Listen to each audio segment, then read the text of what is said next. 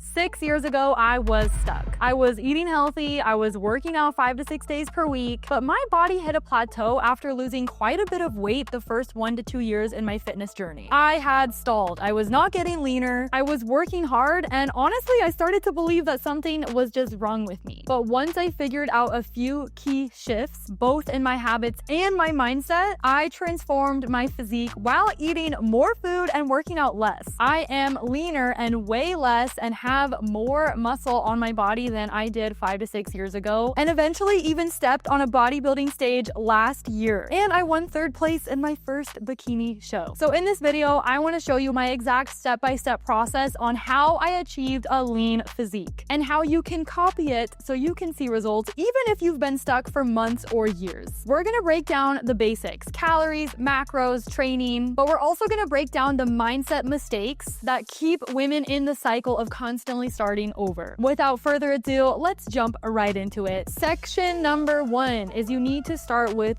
data, not feelings or just your emotions. We want to make data-driven decisions in our fitness journey, not just based off of what you feel is right. So step number 1 is to start tracking your food intake without changing anything yet. Before you start complaining, I promise you tracking your food is only hard at first. It's just a new skill you're learning. It's a new habit you're building. I promise you it will become like second nature to you. So just start practicing it because it's a very helpful tool. So you're going to need to download MyFitnessPal and start an actual food journal, especially if nutrition has been your struggle, which I know it probably has, and you can't stay consistent, you don't know how much to eat or what foods to eat, then of course you should be tracking your food to see what a good starting point is for you and also be aware of your current eating habits. If you have no awareness to what you're eating, then how do you know what to improve or fix? So what you're gonna do is gather some data. I want you to track your food in MyFitnessPal for a minimum 7 to 14 days straight. Do not try to hit any calories, don't do a diet, don't change up your normal eating habits. If you skip breakfast, then skip breakfast. If you go out to eat, then you better track that. If you get a Starbucks Frappuccino on the way to work, then you better track that. If you have a handful of almonds at work or some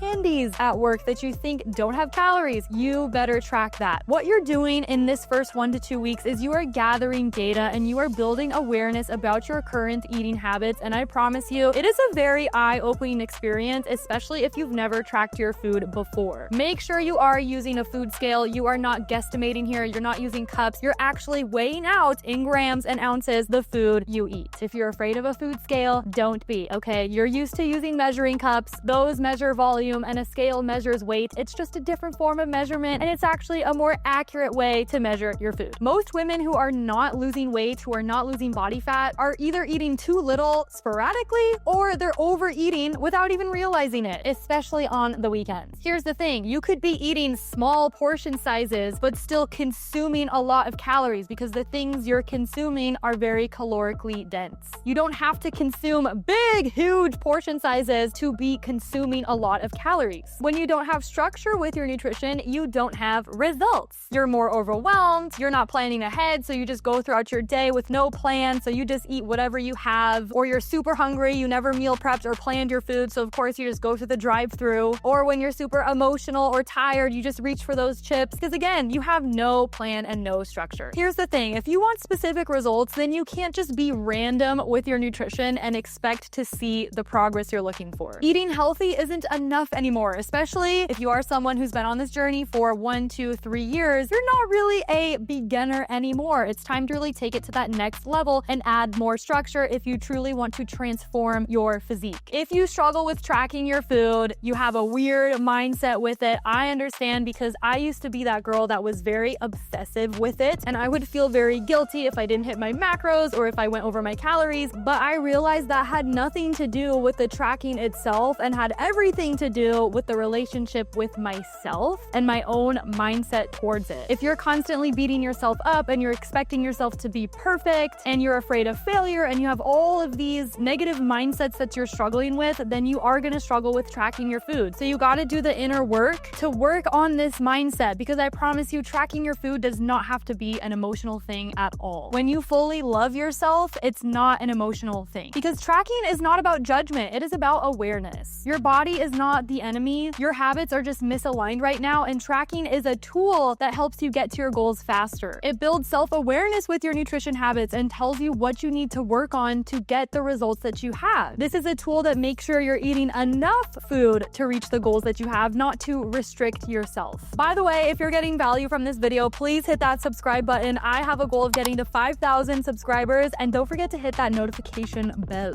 Section number 2 is about how to set your calories and your macros. So for step number 2, you actually have 3 different options to go from here. I'm not going to tell all of you to do a calorie deficit, or all of you should increase your food, or all of you should do a reverse diet, because everyone's journey is different. We all have different lifestyles, different goals, different body compositions, and we are all at different points in our journey. So fitness is not a one size fits all. So no, there is not a calorie and protein goal that I can give you right now, because I don't know everything about you. I don't know your habits or your dieting history or your body composition or what your goals are or what your current eating looks like right now. And we take all of those into consideration, plus our clients' height, weight, and age, and activity level inside and outside of the gym to determine what a good nutrition game plan should be for them. The 3 options that you can do is, number 1, you can do a calorie deficit. Number 2, you could do a reverse diet or a surplus. Or number 3, you can do a maintenance phase. Who should do a calorie deficit? Well, if your goal is fat loss, you do need a calorie deficit, but you should probably do a deficit if you are someone who struggles with overeating, you're going out to eat often, maybe you fall off track on the weekends, you're drinking alcohol, you struggle with snacking or binge eating, you're probably consuming in a calorie surplus right now. So if you want to lose body fat, you are going to have to start a slight calorie deficit, not slashing your calories in half, okay? Not cutting out carbs completely. You don't need to do an extreme. It's just a slight calorie deficit. You could start with a 10 to 15% deficit from your current maintenance calories. Number 2, you should do a reverse diet if you're someone who's the opposite. You struggle with under eating. You don't really have an appetite. You struggle to eat 1 meal a day, or you're someone who's been restricting your food for a long time. You've been doing 1,200 calories. You've been doing low carb. You've been doing all these restrictive yo-yo diets. You are probably someone who needs to reverse diet right now. Or number 3, you could do a maintenance phase. If you are someone who maybe doesn't really need to lose weight, you actually kind of like where you're at right now with your weight, but you want to lose body fat and build muscle while kind of maintaining your current weight, you could do something more of like a body recomp where you actually eat at your maintenance calories, but this time you have more of a structured macro split and you really aim for progressive overload in the gym. Now, if you are unsure of which one to do first, I want you to click the link in the description, because I have a reverse dieting masterclass where I break down each one in more detail, and I also explain how to lose body fat while eating more food. So make sure you click on that video and watch it after this. Now I want to show you real life examples of ladies who have been through our program, just to show you that each person has a different nutrition plan depending on where they are at in their journey. So starting with Sarah. Sarah is actually still in our program. She re-signed for another year, so she's been in our program for about a year and a half, and she did a calorie deficit in our program, and she actually is down over 40 pounds. My name's Sarah, and I've officially lost 40 plus pounds. I feel stronger, healthier, happier. I've learned so much from Hallie. I'm so thankful for this program. Now, when I say calorie deficit, I don't mean fasting. I don't mean low carb. I don't mean anything restrictive. In fact, she was not restricting her food at all. We still did a slight calorie deficit, and she even felt like she was eating more. She was full and satiated and only training 4 times per week. So you definitely don't need to do extremes in order to get a result like this. She's leaner, she's happier, she's more confident, she has more energy. Her life has done a complete 180. Second example is my client, Leanne. And Leanne has actually been going through a reverse diet with us. She is actually up to 2,800 calories per day, and she started at about 1,900 calories. So yes, she is eating almost 1,000 calories more every single day in our program, almost 400 grams of carbs, and she is down over 20 pounds. And she is a single busy mom, okay? She has a lot on her plate, and she was still able to achieve this transformation. She loves running, and we've been able to create an awesome program for her that includes running and strength training, and she is running distances that she has not ran even back in high school. And she's doing this while eating more food because we are slowly coaching her through that reverse diet. And a third example is my client here. This is more of a maintenance phase. So this is someone who doesn't need to lose weight, but wanted to have more,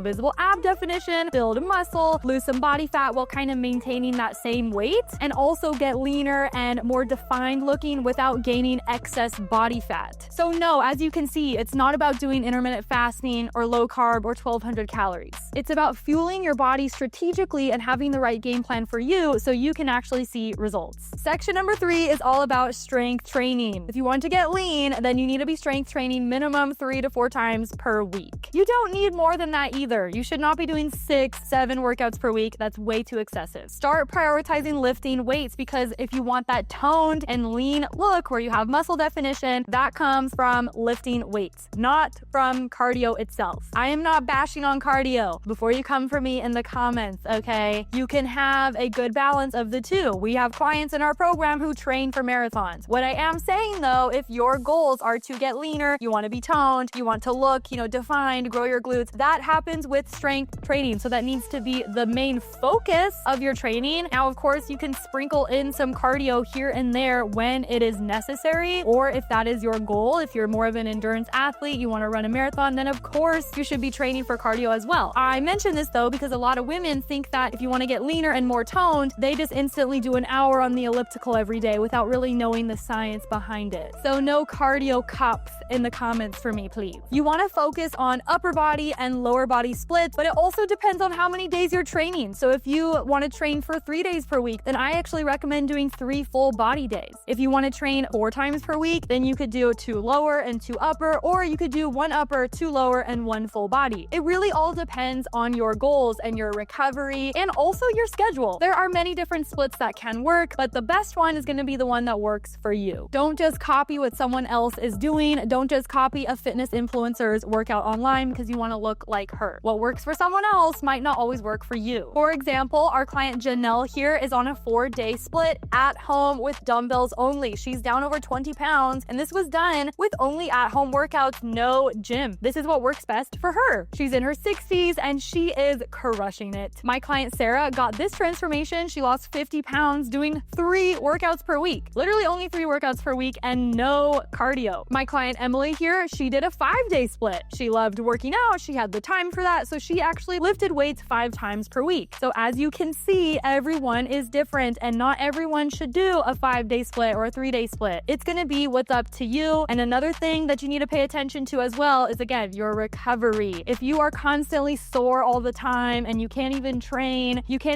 and push yourself, and that's a sign you are not recovering properly. Doing more workouts doesn't always mean more results. It's not about doing more things. It's about doing the right things. And in your training sessions, you want to include a combination of compound movements and also isolation movements. So for your compound movements, you've got things like squats, hip thrusts, presses, deadlifts, rows. For isolation movements, we've got curls, glute kickbacks, the abductor machine, tricep pushdowns, lateral raises. You want to be targeting all the muscles on your body in specific ways. And again, going back to what your goals are. If you have specific goals, like you want to grow your shoulders, you want to grow your glutes, then your training program should be structured in that way. And of course, you need to be training with progressive overload. There are so many different ways to apply progressive overload, but essentially what this means is you are increasing the intensity of your workouts over time. You cannot be sitting here and doing the same 5-pound dumbbells for 6 months straight, the same reps and the same everything, because your body gets used to that. You always want to be challenging yourself by either lifting heavier, you can do more reps, you can also have better form, better range of motion, you can have more slowed down tempo in your training. There's so many different ways to apply progressive overload. It's not just about jumping in the gym, lifting as heavy as possible. You need to, yes, lift heavy and challenge yourself, but also with an intention and with control. A mindset shift here is you are not training to get smaller. You are training to get stronger. When you focus on building strength and muscle, that's what actually gives your body that shape you're looking for. I started lifting weights not to punish my body, but to build it, and that is what changed everything. Section number 4 is about movement outside of the gym. You want to make sure that you are walking daily, that you are moving your body daily, especially if you have a sedentary job. Get your steps in, and don't just do 10,000 steps per day because that's what everyone says online. Do something that's realistic for you. If you're only getting like 1,000 to 2,000 steps per day, then do you think it's realistic to jump from 2,000 to 10,000 steps per day overnight? No, you're probably going to injure yourself or just be super tired, and it's also not sustainable for you. But maybe you could start with like, hey, I want to start from 2,000 to maybe 3,000 steps, and you do that for a few weeks, and then you increase it over time. Which is why I'm not going to give you a step count goal, because everyone's lifestyle and goals and jobs are different. If you're a bartender or a waitress, you're probably on your feet your entire shift. So maybe 10,000 or even even more steps per day is probably very realistic for you. If you're someone like me who has a sedentary job, then you probably need to get something like a walking pad. So I actually have a desk little treadmill that I have under my standing desk, and it comes in handy because you can work and walk at the same time. Walking is actually one of the most underrated fat loss exercises. This goes into your NEAT, your non-exercise activity thermogenesis, which is pretty much the calories you burn doing things outside of the gym, like walking and house chores and moving my hands when I'm talking. So you can utilize things like a walking pad. You can walk in the morning before you start your day. You can walk on a lunch break, post meals, or when you're just at home, instead of sitting on the couch watching Netflix, walk on your walking pad and watch some Netflix. Or when you're on your phone and you're checking emails, you're scrolling, or you're on the phone, you don't have to do that sitting down. You can pace around your house or around the room, which is what I do all the time. Cardio does have its time and place, but just walking can help you drop fat faster without burning yourself out. Section number 5 is about managing your mindset. You gotta fix your relationship with food, failure, and progress if you want to be successful. If you're not right up here, then you're always gonna self-sabotage and really struggle to see progress. Point number 1 is you're not going to be perfect. That is not the goal. The goal is progress. In fact, when you fail and you mess up, you actually grow because you learn from that experience. A lot of you are so afraid of failure that you don't even start, but you don't realize that you're failing by not starting. Get back on track the same day. There's no need to wait till Monday. Stop equating your progress with the scale only. It is one form of measurement, it's one form of data, but also take your progress photos, track your measurements, track how you're feeling, your strength in the gym. You should be logging your workouts too. Also monitoring your energy and your digestion. One bad day doesn't ruin your progress, but quitting does. You don't need more willpower. You need better systems, self-talk, and better accountability. Section number 6 is a little bonus section for success. So here are some extra bonus tips for you. Tip number 1 is to meal prep once per week. It doesn't need to be fancy. You don't need to do all these crazy intricate meals and have everything perfectly prepped. Even just cooking your proteins for the week is a step in the right direction. Step number 2 is to drink minimum 70 ounces of water per day, closer to 100 if you are someone who already drinks a lot of water. You could even aim for a gallon of water a day if you are someone who's like an endurance athlete, you're sweating a lot, you're getting in a lot of movement, but also make sure you're not just hydrating with water alone, because water alone doesn't hydrate you. If you're not getting in your electrolytes, you're pretty much just flushing all the water through your body and you're not actually getting hydrated. Sleep 7 to 8 hours. Yes,